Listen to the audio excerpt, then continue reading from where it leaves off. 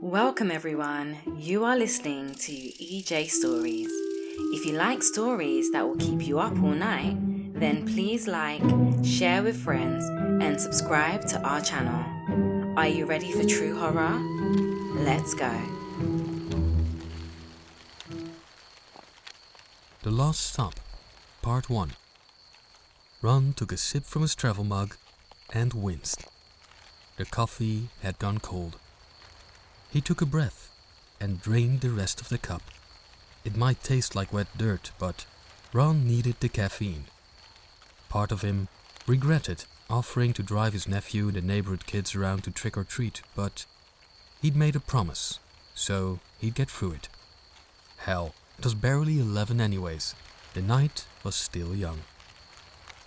A tiny fist knocked on the glass door of the school bus. Ron stretched and pulled back the handle.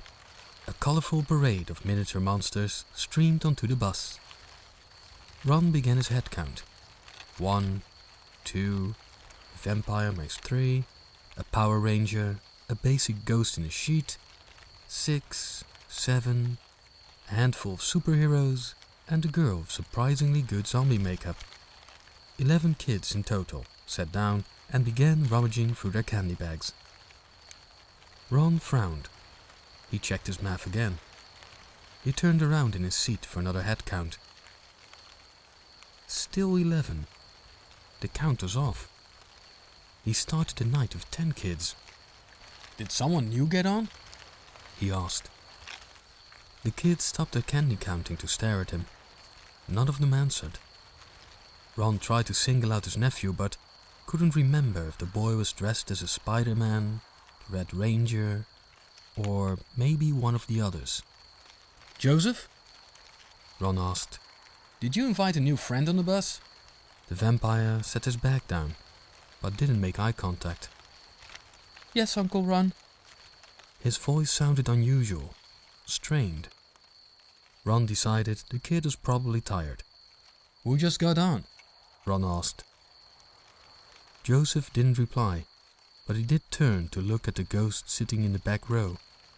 The kid was wearing a stained bedsheet with ragged aisles. Ron couldn't see the ghost well enough to tell if it was a girl or a boy. They sat in the middle of a shadow thrown from a nearby streetlight. "Hey, Mr. or Miss Ghost in the back," Ron called out. "Do you live on Gardner Avenue?" The ghost nodded. "Well, that's good enough." Ron keyed the ignition and began to roll down the street. There were a few clusters of costumed kids and sleepy-looking parents wandering around between houses, but Halloween was clearly winding down. It was only 2 miles back to Gardner Avenue, and Ron expected at least half the kids to be out cold before they arrived at the prearranged stop to unload. He felt a comfortable rush of pride that he'd done one, albeit small, good deed in October. Hopefully, going trick-or-treating on a school bus would be a nice memory for Joseph and the rest of the kids. A small voice began to sob behind Ron. He glanced up at the wide mirror above the windshield. The bus was dark, each child a hunched silhouette. Ron noticed movement at the back of the bus. The kid in the dirty bedsheet was standing up, swaying just enough to rustle the fabric. "Hey Casper, sit down please," Ron called out, but he was ignored. A little girl, dressed up like a princess in a pink gown, sat one row ahead of the ghost.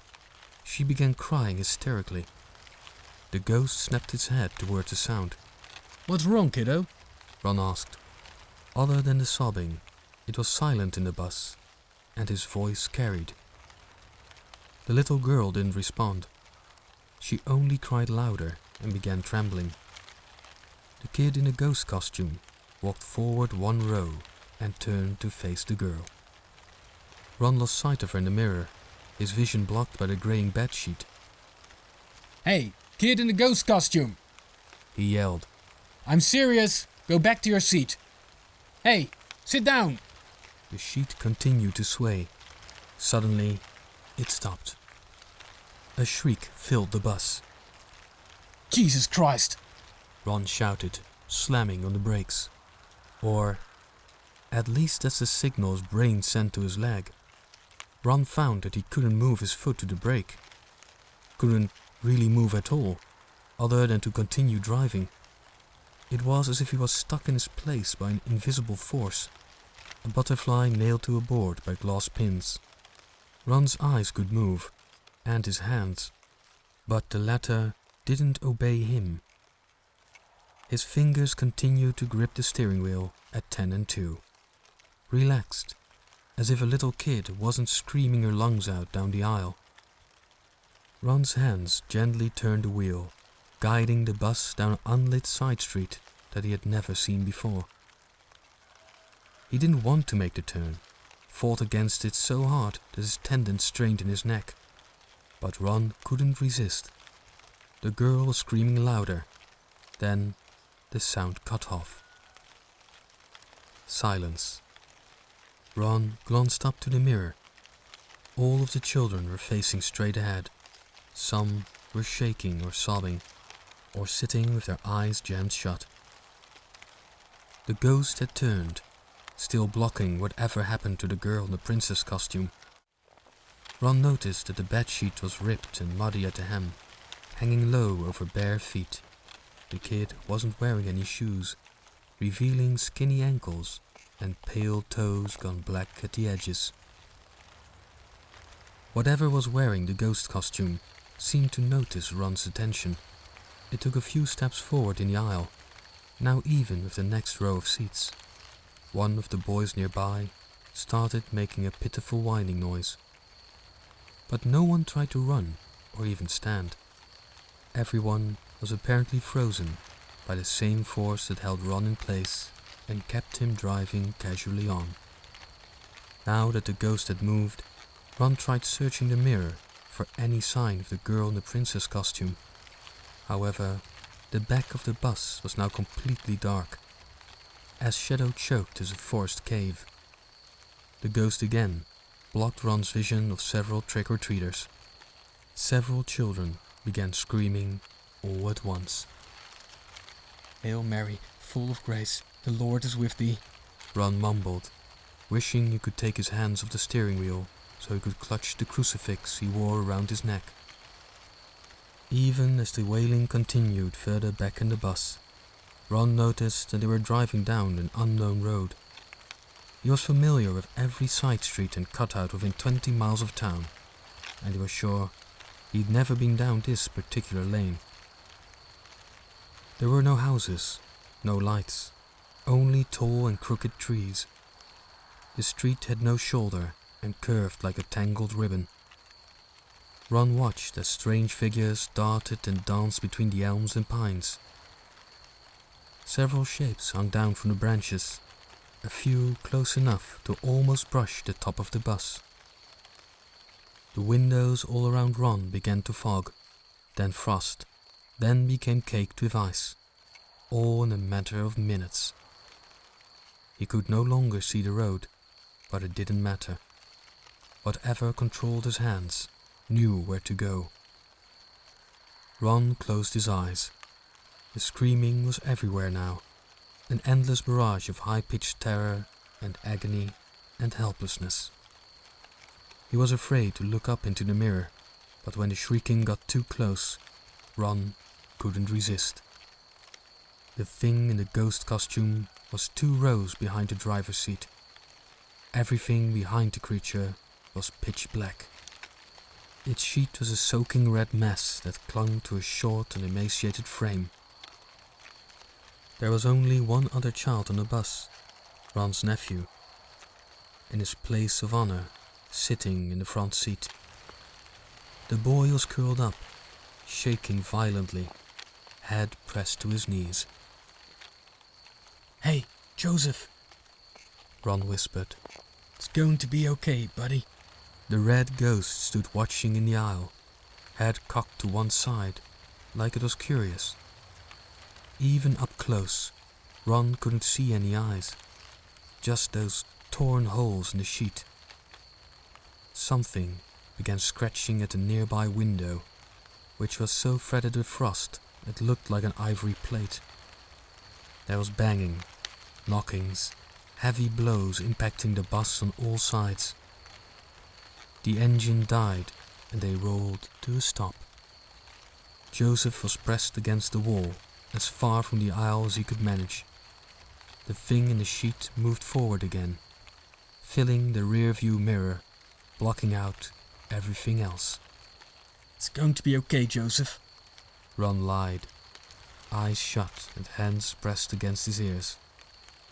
Just hang tight, bud. It's going to be all right.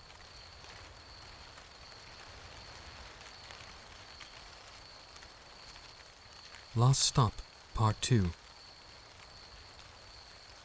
It will be okay, buddy. Ron told his nephew.